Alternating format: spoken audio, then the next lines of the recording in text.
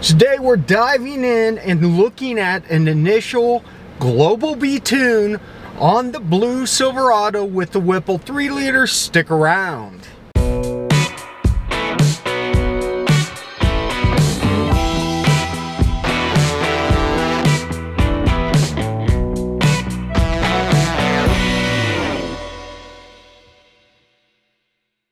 This video is intended for educational purposes only. Improper tuning can cause catastrophic mechanical damage, and you should do your own research before attempting any changes like this to a vehicle.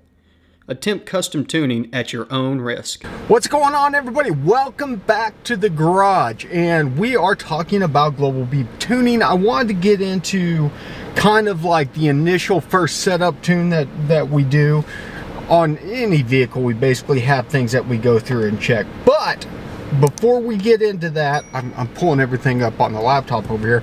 I want to go ahead and remind you, in case I forget to roll the disclaimer, hey man, tuning's dangerous, you can blow your motor up, don't be an idiot. This is a guidelines, it's not the end-all be-all tuning.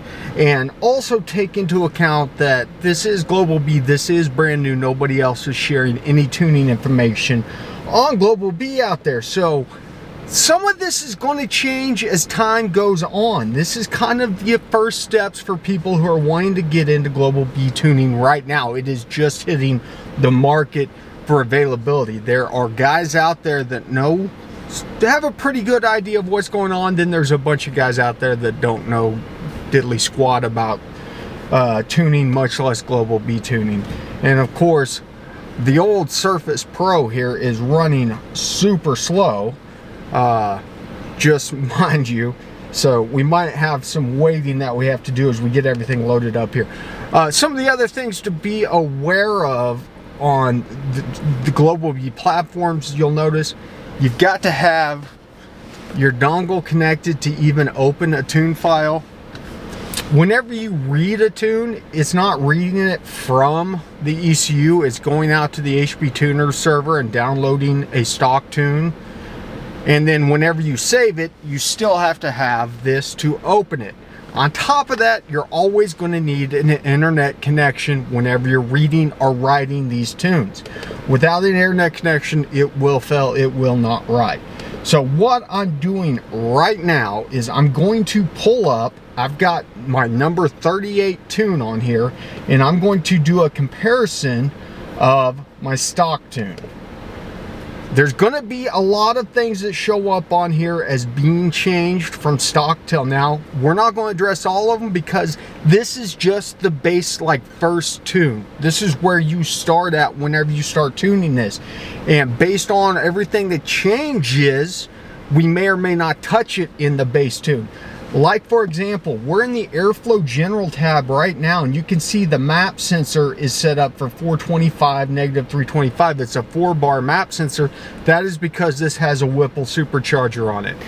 Obviously, that is the same as it's been through all the different generations. You need to know the linear and offset for whenever you change the map sensor. That's pretty basic stuff that you're going to see adjusted in this tune. That doesn't mean much. Go from there. Nothing under general. Idle, completely bone stock right now. Not had to change anything on idle. This is a torque based ECU, much like the 5th gen stuff. So go check out my 5th gen videos because a lot of those are going to help you. And if you want more formal learning, go check out Elite Tune School's 5th gen masterclass. It's really going to be a foundation in which to build up on your Global B experience. And we'll talk about some of the things that do get different as we go through here and look. But as you can see, underneath idle, we've not messed with anything. And honestly, where you generally have to start messing with some stuff under idle is whenever you get into cams and things like that and you're changing the power band.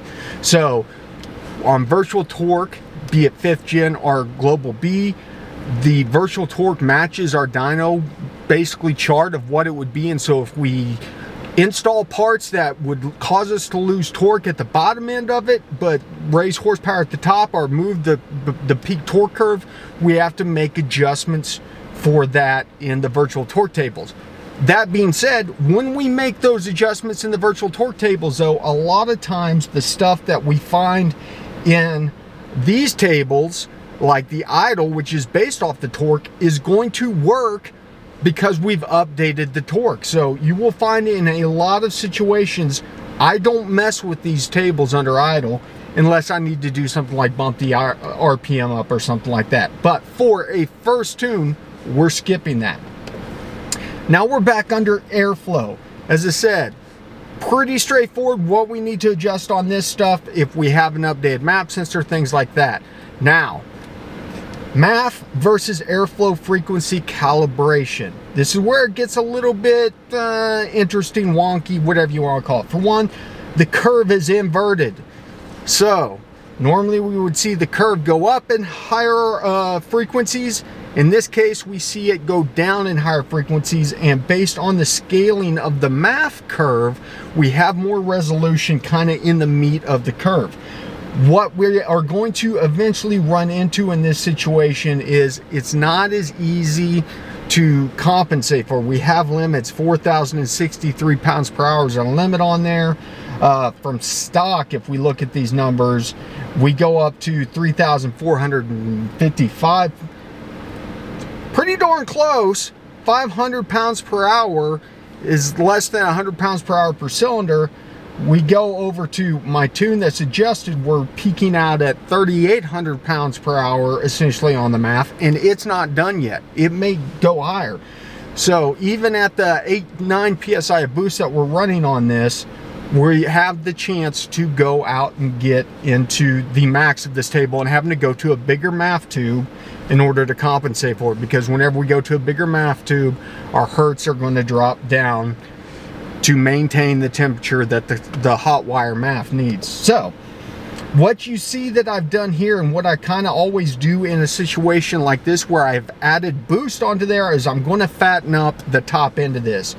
And looking at this curve, I'm probably going to start around 3,000 and up, because there's not a lot of change going down below 3,000.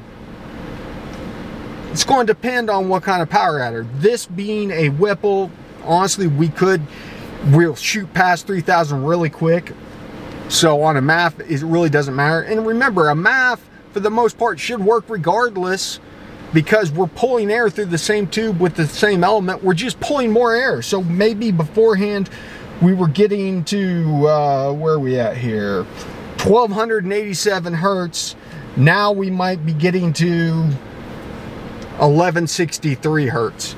And so, you know, we'll probably have more adjustment that we need to make on the top end. But whenever we go out and log, we're not going to go straight to wide open throttle. That's what dummies do. That's how you blow a motor up. We're going to work up to it, and as we're logging the mass airflow, we'll see, hey, we're starting to go lean or something like that, and we can go from that point out on the MAF curve and add in fueling to kind of predict what's going to happen next. So we'll talk more in depth on MAF tuning in one of the future videos. For this one, probably don't need to really adjust anything. Nothing done to dynamic, because we've only got one button under there. All the other dynamic stuff is gone. Speed density, completely different. This is all neural networking jazz in here, and you'll see on this case, the only thing that I have changed up until this point, besides the neuron weights, which is through neural network training, is our max range. And honestly, I didn't even need to do that in the DOD because I've got DOD turned off. But I've gone into the max range and set my load to 2.0. That's because load is what ends up being the equivalent to your manifold air pressure. In this case, load is calculated based off boost versus ambient. It's kind of like the map divided by ambient pressure ratio that we used on the 5th gen stuff. So the stock load factor was not going to have enough range whenever I went in to edit my virtual torque. And so if we go and look at virtual torque, and I'm just going to open up one of my oh, not virtual torque, I'm sorry, neural networking. I'm going to open up my neural networking, and I'm going to open up one of my existing files so we don't have to go through the training session on here. Here's the results. Nope. You'll see the pressure ratio goes to 2. Before I adjusted that, if we come back over here and look at it, it was 1. So pressure ratio was only going to 1. That's what load is there. You can also see that I bumped up my RPM from 5650 to 7000 to give myself more range out there, more adjustability out beyond 5650.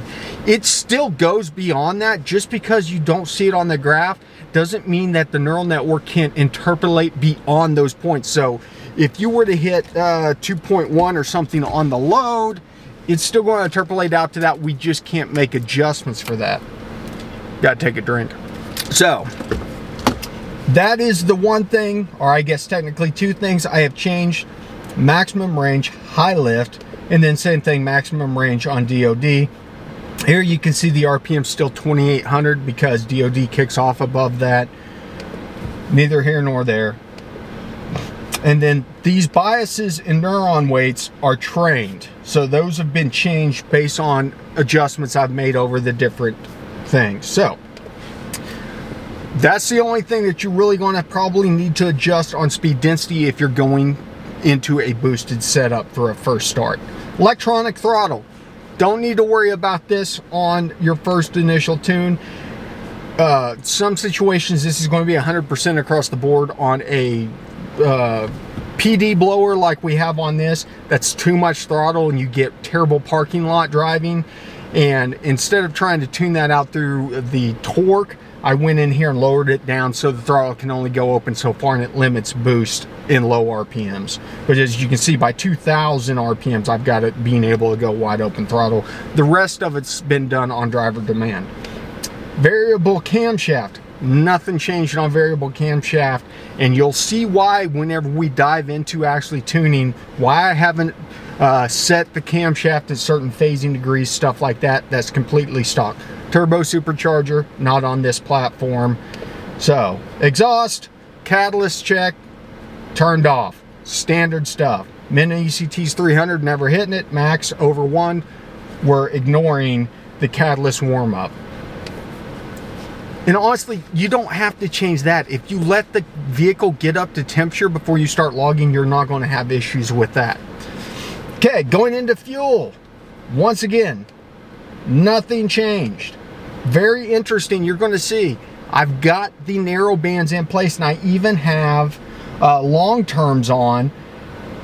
Now, I'm still kind of farting around with the idea of tuning with or without long terms. That may change, and whenever it changes, whenever we go into MAF, our neural network specific tuning videos, I'll talk more about. But I'm on 38 adjustments and the truck is driving really good, and I never turned off short band or long term. I still got my wide band. I'm still using my wide band, but you'll see whenever we go over and eventually talk about how to data log this stuff, what I'm doing on the filtering side that allows me to leave those on. So open loop, nothing's changed there. Power enrichment, a lot of stuff changed here. This is taking the initial tune and making it better. And so there's been a couple things that I've had to tweak over time, but we'll look at our enable torque was at 60% torque. Basically it's asking for 60% torque. That's been lowered down and started at 25 across the board, and then I kind of feathered it out to where it required at least 40 down low because I had issues with this blower getting into PE while I was cruising on the highway, and so I kind of had to adjust that out. So you can take a look at this where stepping it down to maybe 30% is a good starting point, and then you can play with it as you see fit for your setup. Enable pedal, same thing. Stock, we were at 89% pedal, never going into power enrichment basically, and we came down, lowered it down to about 30, and then 15 at the end, and interpolated in between to give us basically more control, because this does make boost. Now, if this was a centrifugal supercharger where it wasn't making boost until about 3,000 RPMs, I would tailor it for that. We don't necessarily need to be in PE until we get up around that 90 kPa plus area, and which on the Whipple we get into a lot earlier. And so these values may be a little bit quicker than what you need for your setup. If it's naturally aspirated, you might lower it down. You know, in this case we were at 89%. I might drop it down to 60% and just send it. Oops. So delay, drop that down to 800. We don't want any delay on there. Our delay is 0 milliseconds anyways, shouldn't be an issue. Now the big one, our power enrichment ratio on gas and alcohol, 1.19. Pretty standard. It's going to be around 12.4 to 1. In fact, we can open up our calculator and take 1.19 divided by 1. No, it's 1 divided by 1.19. I always get back. 1 divided by 1.19 equals 0.84 lambda is what we're commanding. Remember, this is a direct injected setup. We can run it a little bit leaner than port. Port injected on boosted setup, we're going to be shooting for more of a 0.8 or a 12.0. This is a 0.85 or a 12.5 to 1 AFR ratio. So 1.19 gets us to there. Alcohol in this case, we're not running flex fuel, but it is copied over and made the same. Now, last but not least on PE is our enrichment ramp-in rate. Our factory ones are going to be 0.025. I see guys go in here and set them to maybe 1 right off the bat, which you'll see a lot of times if the ramp-in enrichment rate's too high, the thing shoots really rich and then falls back to where it should be, and it can cause issues. And so I started off at around a 1, and I've worked it down to about a 0.25, where I like it whenever I get on it and it goes into PE, it transitions pretty well. Maybe it still rich spikes a little bit, but not super rich, and then gets back in that 0.84 range that we're looking for. So once again, a value that's going to be dependent on your vehicle. You can start off big because too much fuel is going to be safer than too little fuel, but don't leave it like that. You don't need a ton of ramp in and ramp out rate on power enrichment. So dial it back until it's not just dumping fuel and then having to pull it back out. Temperature control, all this has been left the same. Cut off. RPMs have been bumped up to 6,000. No real reason. No real reason. Just make sure you do it both in the extreme and in gear.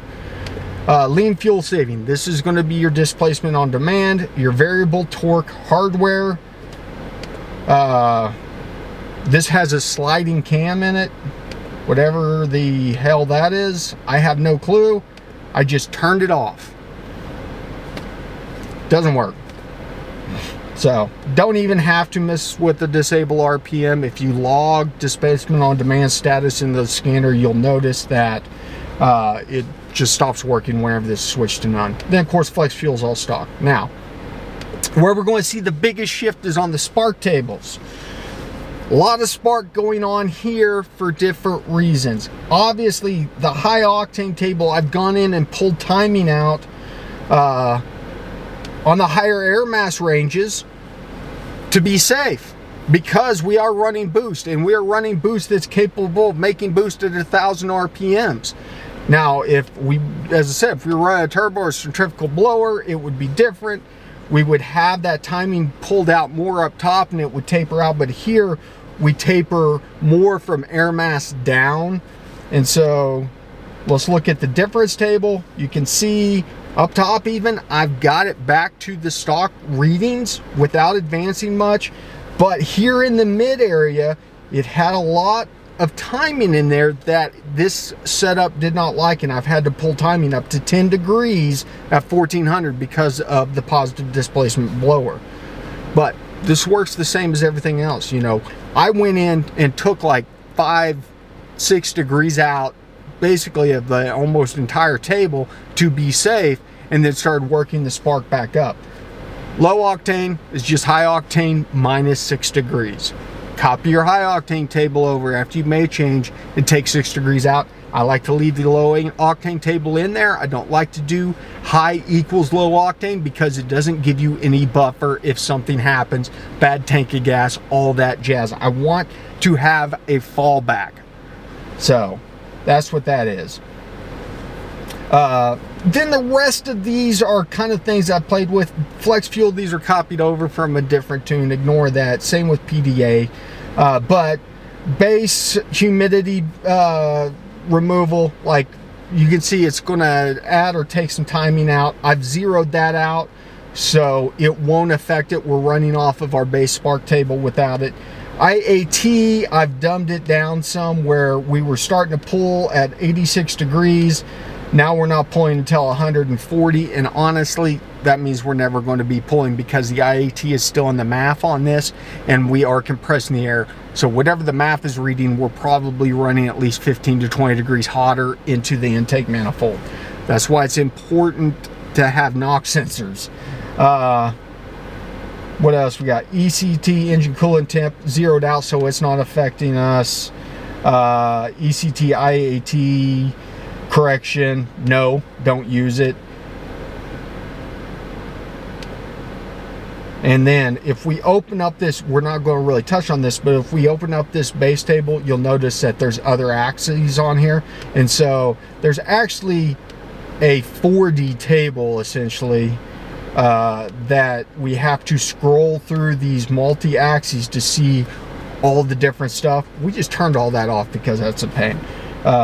Then same thing, EGR is going to be zeroed out so it's not affecting us. Minimum spark, so where, and honestly this one hasn't been changed. I was about to say I didn't think it had been changed. It's the load cells are different than the factory load cells. I changed the factory load cells to give us more air mass, in fact. So if we look, we're running 1.36 on this, we're running 1.24. I wanted to make sure and have that extra air mass range on there. We'll talk more about that whenever we get into the in-depth spark. For now, first tune, we're just taking some timing out. So we go over to our retard tab now. We're going to look at it.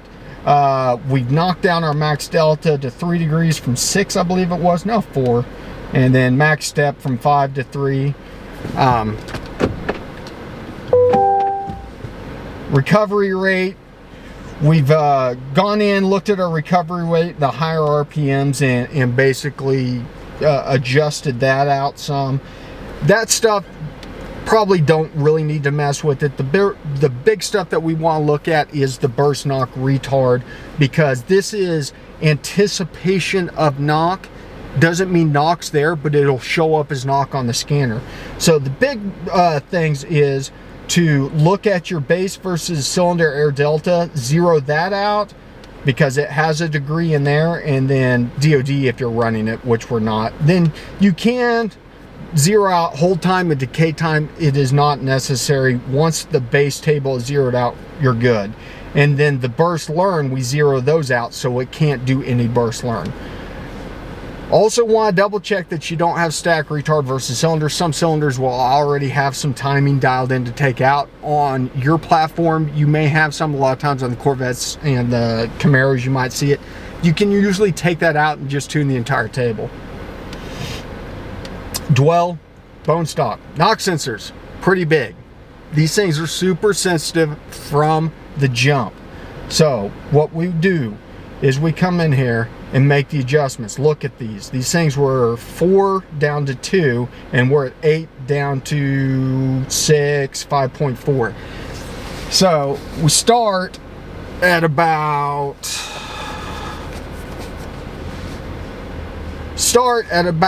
6 and then go out and run whenever we know we're on safe timing. Like we've taken that 6 degrees out, if we're still seeing knock, we might have to bump these up a little bit until the knock disappears. Then we start ramping the timing back in. But if you go out with the factory values on this, they are going to fight you. So add 3.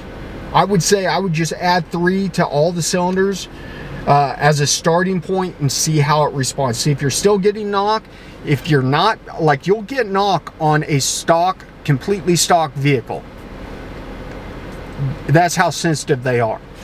So if you see knock on there, you might need to desensitize them some more. If you're not seeing knock, you might back it down some till you start seeing knock, then you'll know the threshold and you can go from there. Once again, this is nothing new. This is the same timing adjustments or knock sensor levels that we dealt with for the past 3 or 4 generations. So If you're learning how to tune on a Global B, you don't have 5th gen experience or something like that, I apologize. You're in for a world of hurt. Torque model. My torque model has been adjusted. Doesn't need to be done yet. Remember, torque model does not get adjusted until airflow is done. So you do your math and your neural networking, then we start playing with the torque model. And then last but not least, standard torque management stuff. We're going to bump up our peak torque, keep it reasonable. Don't go in here and just max this table out. We still want this thing to be, because this is transmission torque management, we still want it to be reasonable. If we max it out, you're going to burn up your transmission. And that's the critical one. The rest of these, bump them up. As you see, I did not max them out, but I basically doubled most of them and have not had much of an issue. So, driver demand.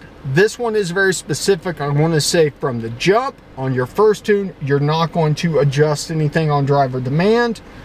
We will get into that because that goes directly into drivability.